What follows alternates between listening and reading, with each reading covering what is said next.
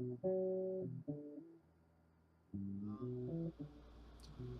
remember the first time I ever considered my state as a mortal being and as a being trapped in time. I had somehow gotten away from my five siblings and my twin brother and cerebral palsy and my parents and my babysitters and my aunt. We had quite a household.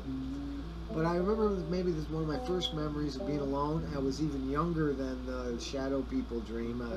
I had I was still in the house I had until I was 5 that my parents lived in. I remember I was out in the woods and I happened to see this old frame made out of wood that somebody had left there in the woods, probably the woods behind someone's backyard or something.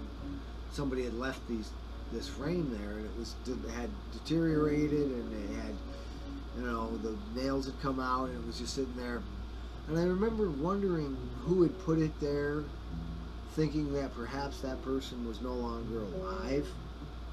I was very young, and I remember uh, sensing or imagining a ghost of the person that made that frame.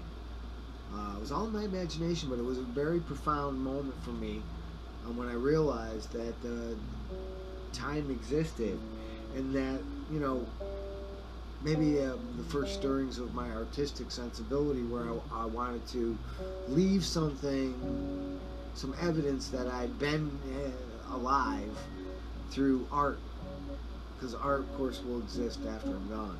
And I think that was the first inkling I had of that kind of sensibility.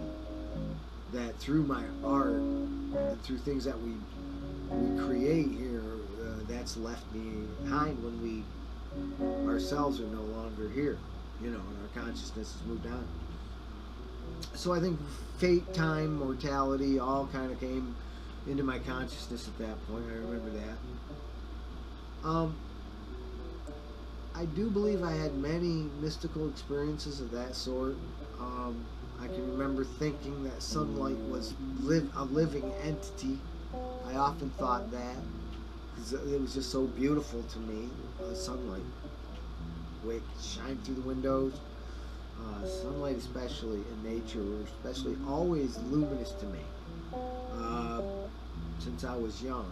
And also having compassion and tolerance for people was instilled in me from being a twin of my twin brother having cerebral palsy, and that sparked that kind of spiritual sensitivity, I think, in me.